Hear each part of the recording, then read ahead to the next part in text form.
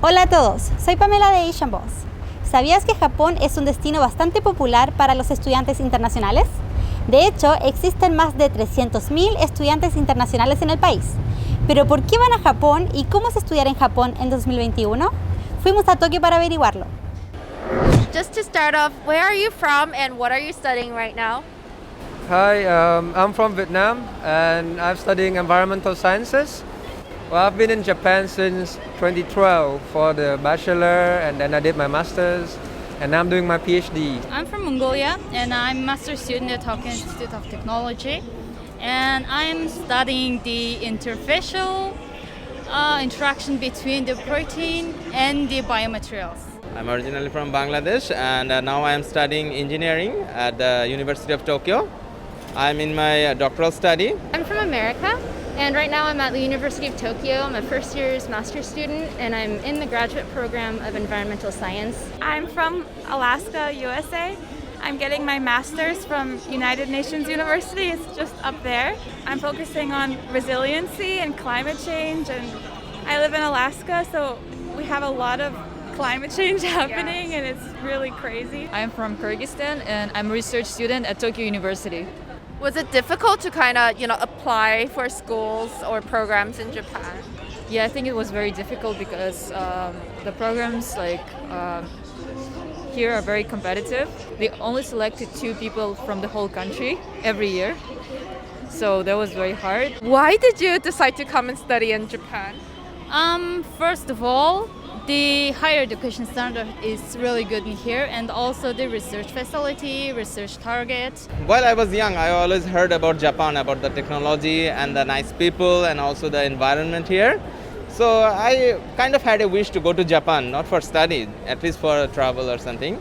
But later, when I grew up and I learned more about the Japanese technology and their specialization in the engineering, also the energy sector, then I saw there are some good topics here, taught here, and also the ranking of the university is quite good. What were some of the expectations that you had before you come, and is Japan meeting those expectations, or is it kind of different? In Russia, we have this, a lot of image about Japan that it's like a country of the future and robots everywhere, but reality was actually different. Maybe something that surprised me a lot is that Tokyo is quite an old city. Old city? Yeah, because I expected it to be more like very futuristic. Definitely the city has a lot of history and it has a lot of very, very old buildings. Before I came to Japan, I thought that many Japanese people can speak English. So I prepared myself to speak English to get to know each other, to know about the people here. But I came here and it was there's not many people can speak English.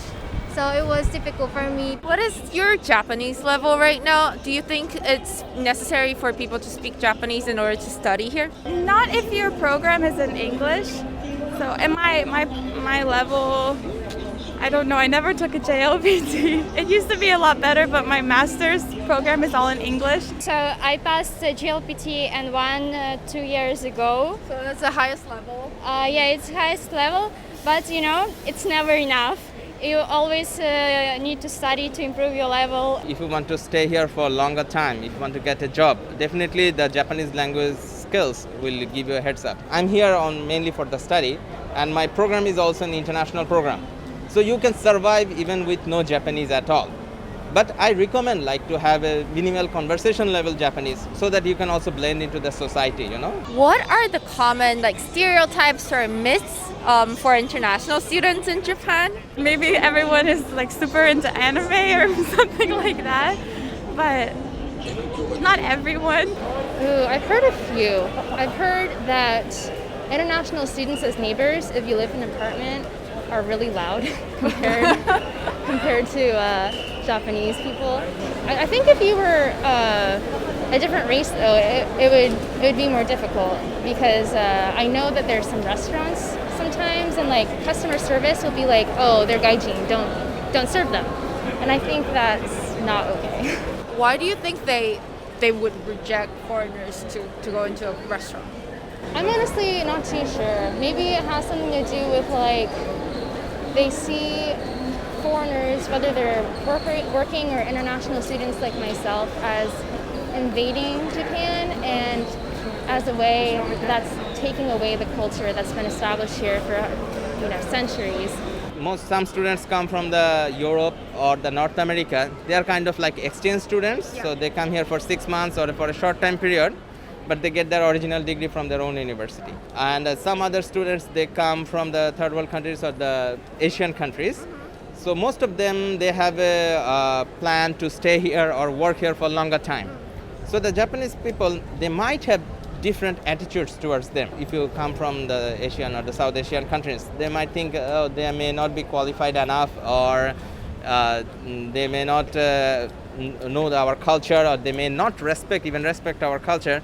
But when people get used to these things, they know, like the students, they also try to adapt to the culture and the society. If you say that you're from, for example, you're an international student and you're from Todai, Keio, Waseda, or Kyodai, they look at you like as you're a genius, like, oh my gosh, like, and you get a special treatment. Like on the day when I arrived to Japan, when I just stopped the lady to help me to find the way, and she learned that I'm from Todai, and she just took me to the place, like, and bought me the ticket, and I'm like, whoa, like, people are like telling you things like, oh, thank you for coming to our country, like, thank you for being here, like, they're so grateful. What are the biggest differences between college back home and college in Japan? Japanese education would encourage kind of more self-sufficient in terms of note-taking, reading, building your own thinking, and or like individual studying and all. Individual studying. In the US, it's more of a conversation, but in Japan, it seems like we're there to listen. And I sometimes even felt if I asked a question, it's like the professor, if they're really Japanese, like they didn't study abroad or something, so they're not used to that, they'll even like be offended maybe, like, oh, I wasn't expecting a question or something, and they'll like talk around the question. It's such a lost opportunity to not hear from the Japanese students because they're crazy smart. Like these people got into Todai, they're like super smart, but they're not as like talkative. I don't know. I just feel like it's such a shame because I want to know what they have to say. So something that really surprised me when I was taking classes for my first semester here was the amount of classes taken in a typical Japanese semester. So in the US, you usually take 3 to 4 classes at one time, and they're multiple times a week. So you get reinforcement from each lesson. But in Japan, it was like you have one class, and it's only once a week, but you're taking 12 of them at a time in one semester. So that was a bit jarring and a pretty big adjustment because I felt like I wasn't absorbing the information as well since I wasn't getting it multiple times a week.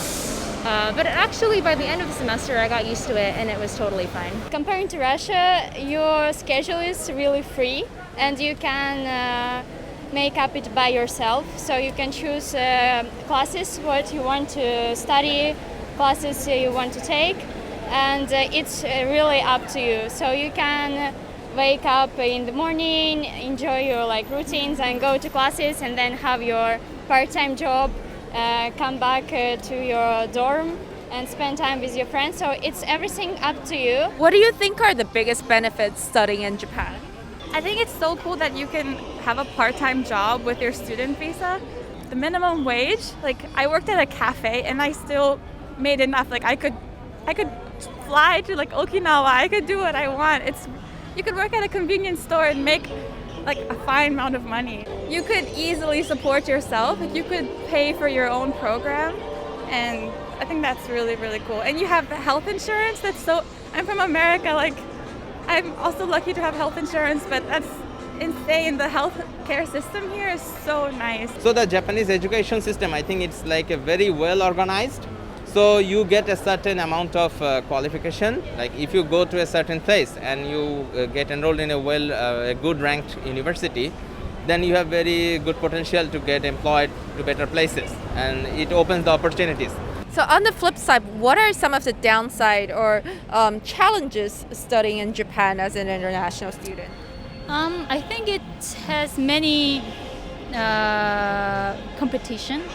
It's really, there's many students here, so So you really need to push yourself hard. Communicating is could be difficult, right? Because sometimes I could only speak for my own supervisor. He doesn't want to say directly like what exactly he wants me to do. Japan, I think, is a place where people don't say things explicitly, and as a group, you're supposed to understand. That's true. And in Corona, when people don't meet directly, it gets a little bit difficult.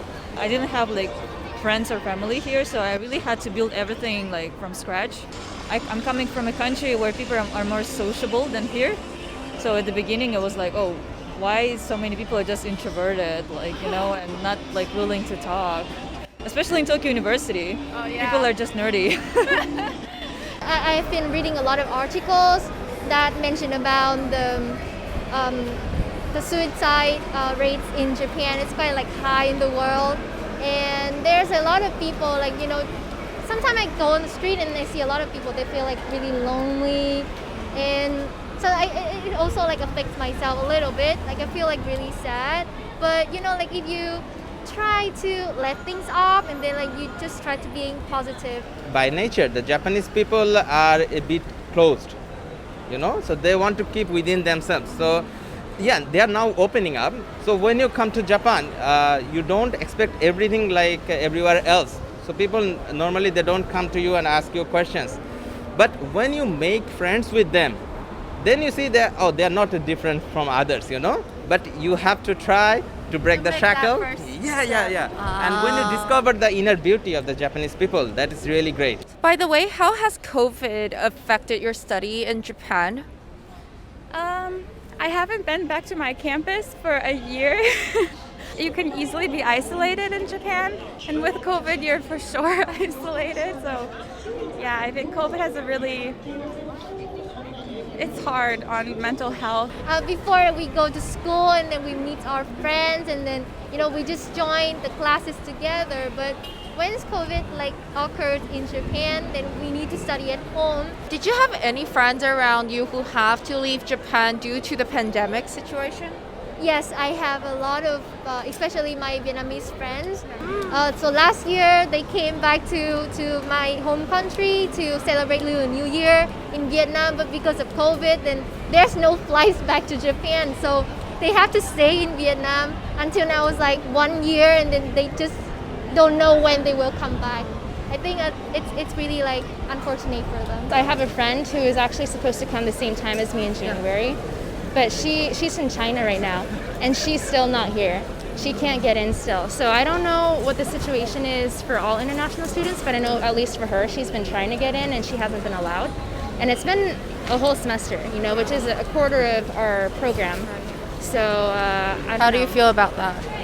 It's frustrating, especially if you're a master's student or doctorate student, any type of research student, like it's just going to stall the amount of time, like stall your progress essentially, because your research is based on doing things in the lab with specimen usually.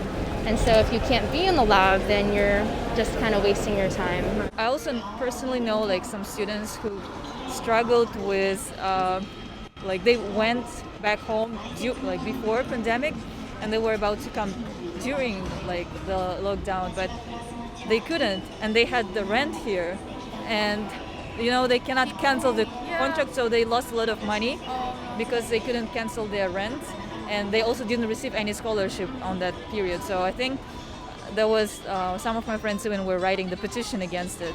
Because of new strict rules and tests and closed borders, I don't know when I can see my family again. So I think it's the hardest one.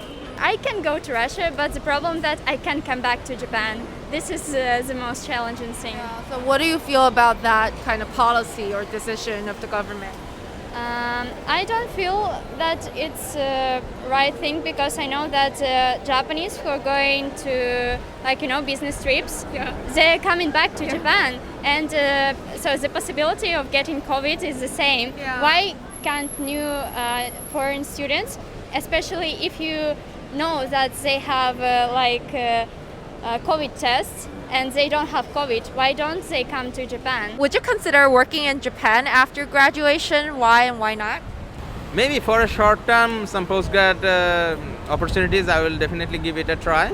But in the long term, I will also look for other opportunities all over the world and also back in my country, if it is possible. So yeah, Japan is a nice place to stay and work, but this is not my last destination. I've been in Japan for 9 years, so it's quite natural that I will be working in Japan because the connections, the people I know, the network, the way of doing things, those things I kind of understand.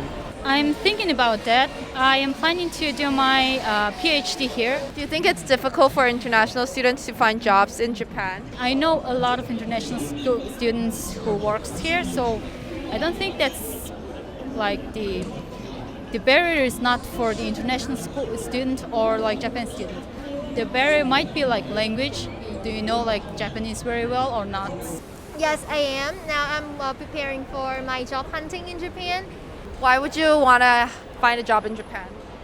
Well, I want to become like a connection between Vietnam and Japan because recently the two countries have a really good relationship and there are a lot of Vietnamese people living in Japan and also Japanese people living in Vietnam.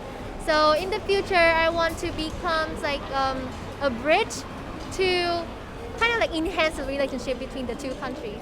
If you have one advice for people who are interested in coming to study in Japan, what would that be? The number one thing would be if you're into anime or manga, not to come to Japan solely because you like those things, because I think the Western world fetishizes Japan quite a bit.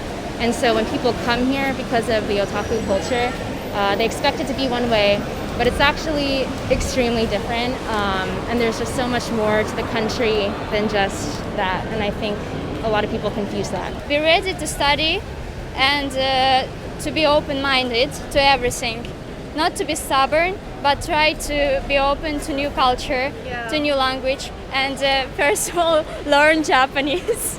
Learn Japanese, make Japanese friends, try to interact with Japanese culture as much as you can, and try to understand people. Everyone is different, every country is different. Just be open to this culture, to Japan, and you will be enjoying it.